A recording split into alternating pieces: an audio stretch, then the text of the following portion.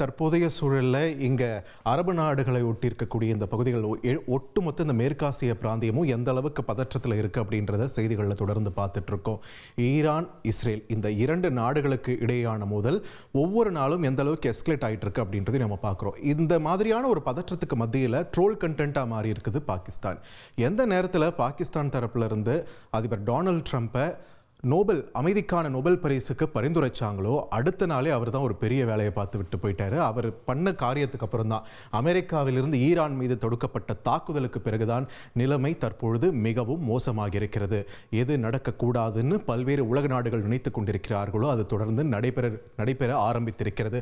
அதன் முதற்கட்டமாக பார்க்கப்படுறது தான் இந்த ஹோர்முஸ் நீரிணையானது மூடப்பட ஈரான் நாடாளுமன்றம் ஒப்புதல் அளித்திருக்கக்கூடிய விஷயம்.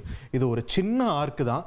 இதோடைய அகலம் பார்த்தீங்கன்னா வெறும் 33 கிலோமீட்டர் தான். ஆனால் அந்த 33 கிலோமீட்டரில் தான் உலகின் 20% எண்ணெய் போக்குவரத்தானது நடந்து கொண்டிருக்கிறது. ஏற்கனவே இதை நம்ம இதற்கு முன்னாடியே பல்வேறு செய்தி தொகுப்பில் நம்ம பார்த்துருக்கோம். இது எதனால் முக்கியத்துவம் பெறுகிறது இந்த ஹோர்முஸ் நீரிணை அப்படின்றத பற்றி நம்ம பார்த்துருக்கோம். இதோடைய அகலம் வெறும் 33 கிலோமீட்டர்னு சொன்னாலுமே கப்பல் போக்குவரத்திற்கான பாதைன்னு ஒன்று இருக்கு இல்லையா, அதோடைய அகலம் வெறும் 3 கிலோமீட்டர் தான். இந்த 3 கிலோமீட்டர் ஸ்ட்ரெச்சில் இருந்து தான் இங்கே மேலே ஈராக்கா இருக்கட்டும், சவுதி அரேபியா, அமீரகமாக இருக்கட்டும், கத்தார், ஏன் ஈரான், இந்த நாடுகளுடைய இந்த எண்ணெய் வளங்களாக இருக்கட்டும், அதே மாதிரி இயற்கை எரிவாயு உள்ளிட்ட விஷயங்கள்லாம் இந்த வழியாக வெளியில் வருது, மற்ற நாடுகளுக்கு விநியோகமாகப்படுகிறது. ஸோ ஒரு மிகப்பெரிய எண்ணெய் வர்த்தகத்திற்கான ஒரு சோக் பாயிண்ட் அப்படின்னு தான் இதை சொல்கிறாங்க இந்த ஹோர்முஸ் நீரிணையை. இந்த ஹோர்முஸ் நீரிணை வழித்தடத்தை ஈரான் நாடாளுமன்றம் தற்பொழுது மூடுவதற்கு ஒப்புதல் அளிக்கப்பட்டிருக்கக்கூடிய நிலையிலே அந்த நாட்டுடைய உச்ச தேசிய பாதுகாப்பு கவுன்சில் ஒன்று இருக்குது. அவங்க தான் இறுதி முடிவு எடுக்கணும். அவங்க எடுக்கிற பட்சத்தில் ஒருவேளை அதை மூடலாம் அப்படின்னு அவங்க சொல்லிட்டாங்களேன்னா இது உலக பொருளாதாரத்தையே மிகப்பெரிய அளவில் பாதிப்பிற்குள்ளாக்கும் என்பதுதான் எல்லாருடைய பயமும், அமெரிக்கா உட்பட. இது சம்பந்தமாக இப்போ அமெரிக்கா தரப்புல இருந்து என்ன சொல்லியிருக்காங்கன்னு பார்த்தீங்கன்னா, இந்த ஹோர்முஸ் நீரிணையை மூட வேண்டும் அப்படின்ற ஈரானுடைய முடிவு மற்ற நாடுகளுக்கு மட்டும் இல்லை, ஈரானுடைய பொருளாதாரமே கூட தற்சிதைவுக்கு ஏற்படுத்தக்கூடிய ஒரு நகர்வு என்று விமர்சித்திருக்கிறார்கள்.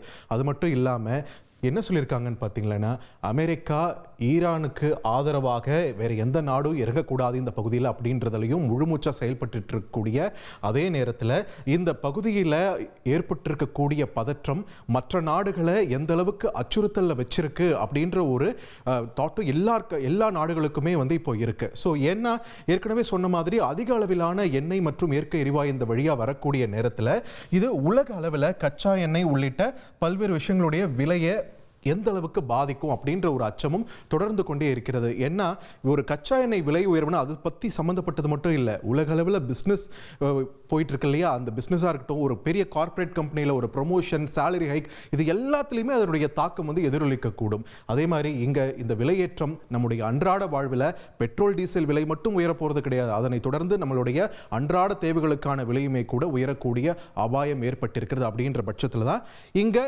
இந்தியாவில் பெட்ரோலியத்துறை அமைச்சர் ஹர்தீப் சிங் பூரி என்ன சொல்லியிருக்காருன்னு பார்த்தீங்கன்னா, நம்ம என்னதான் இந்த பகுதியில் இருக்கக்கூடிய எண்ணெய் வளத்தை நம்பியிருக்கோம்னாலுமே இப்போ ரஷ்யா கிட்ட இருந்தும் சரி, ஆஸ்திரேலியா கிட்ட இருந்தும் சரி, எண்ணெய் ரஷ்யாவில் இருந்தும் எல்என்ஜி மாதிரியான இயற்கை எரிவாயு சம்பந்தமான பொருட்கள் இங்கே ஆஸ்திரேலியாவில் இருந்தும் கூட நம்ம வாங்க ஆரம்பிச்சிட்டோம். ஸோ நம்மளோட சோர்ஸ் பல இடங்கள்ல இருந்து வந்துட்டு இருக்கு அப்படின்றதுனால இந்தியாவுக்கு பெரிய அளவில் பாதிப்பு இல்லை அப்படின்னு இப்போ சொல்லியிருந்தாலுமே, இப்போ சொன்ன இல்லையா, ட்ரம்ப் தான் ஒரு பெரிய வேலையை பார்த்து விட்டு போயிட்டாருன்னு, அவர் ஈரான் மேல நடத்திய தாக்குதல் தான் இன்னைக்கு இந்த ஹோர்முஸ் மட்டும் கிடையாது, இன்னொரு நீரிணையும் இதனால் பாதிப்பிற்குள்ளாகும் என்ற ஒரு அச்சுறுத்தல் இருக்கிறது. இங்க மேல இந்த அரேபியன் பெனின்சுலாக்கு மேல இருக்கக்கூடிய ஹோர்முஸ் நீரிணை மாதிரியே இன்னொரு முக்கியமான ஒரு நீரிணையும் இருக்கு.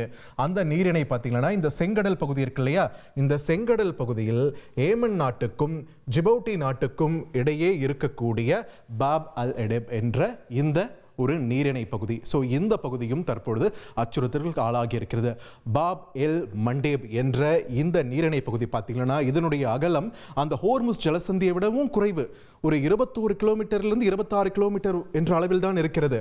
ஆனாலுமே இதனுடைய முக்கியத்துவம் எந்த அளவுக்குன்னா, மற்ற நாடுகளை கூட விடுங்க, இந்தியாவை பொறுத்த வரைக்கும் நம்மளுடைய 50% எவ்வளோ 50% ஏற்றுமதி நாம ஐரோப்பா உள்ளிட்ட நாடுகளுக்கு இந்த வழியாக தான் போயிட்டு இருக்கு. அது மட்டும் இல்லாமல் நமக்கு வரக்கூடிய இறக்குமதிகள் இருக்கு இல்லையா, அந்த இறக்குமதியிலே 1/3 இந்த வழியாக தான் இந்தியாவுக்கு வந்துட்டு இருக்கு. இப்படி இந்த வழியா வந்து அரபிக்கடல் வழியாக இந்தியாவை வந்தடையும். ஸோ இது எந்த அளவுக்கு முக்கியத்துவம் வாய்ந்தது இந்தியாவுக்கு மட்டுமே நான் சொல்றேன். அப்போ உலக அளவில் நீங்க கம்பேர் பண்ணி பார்த்துக்கோங்க இதனுடைய முக்கியத்துவம். ஆனா இது எந்த நாட்டை ஒட்டி இருக்குன்னு பார்க்கும்போது இங்க பாருங்க, ஏமன் நாடு. ஸோ இந்த பகுதியில் இருக்கக்கூடிய 2 முக்கியமான தீவுகளும் இதனால முக்கியத்துவம் பெறுகின்றன. அந்த 2 தீவுகள் என்னன்னு பார்க்கும்போது இங்க ஜிபவுட்டி நாட்டை ஒட்டியிருக்கக்கூடிய 7 பிரதர்ஸ் என்ற ஒரு தீவு கூட்டம், இந்த பக்கம் மயூன் என்ற தீவு. இந்த தீவு யெமனுக்கு சொந்தமானது, இந்த தீவு ஜிபவுட்டிக்கு சொந்தமானது.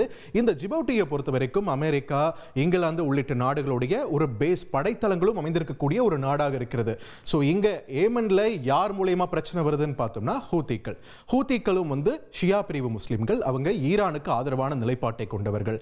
இன்னும் சொல்ல போனா இஸ்ரேல் காசா மீது தாக்குதல் நடத்திய போது அதற்கு எதிராக காசா மக்களுக்காக சொல்லி இதே செங்கடல் பிராந்தியத்தில் கடந்த 2023 அக்டோபர் 7 சம்பவம் எல்லாருக்குமே ஞாபகம் இருக்கும். அதுக்கப்புறம் எந்த மாதிரி இஸ்ரேல் காசா மீது தாக்குதல் நடத்திட்டு இருந்ததெல்லாம் உங்களுக்கு நினைவு இருக்கும். அந்த டைம்ல சோ இந்த பகுதியில், இந்த செங்கடலுக்கு இந்த வாசலாக அமைந்திருக்கக்கூடிய இந்த பகுதியில் ஹூத்திகள் தங்களுடைய ஆளுமையை மறுபடியும் காட்ட தொடங்கினாங்க. இதனால ஒரு சின்ன ஷேக்கப் அப்பவே இருந்தது. இப்போ மறுபடியும் ஈரான் மீது அமெரிக்கா தாக்குதல் நடத்தியதால, இது ஈரான் இஸ்ரேல்னு இருந்த வரைக்கும் இது இஸ்ரேலுக்கு எதிரான ஒரு நிலைப்பாடு தான் இங்க ஹூத்திகள் வச்சிருந்தாங்க.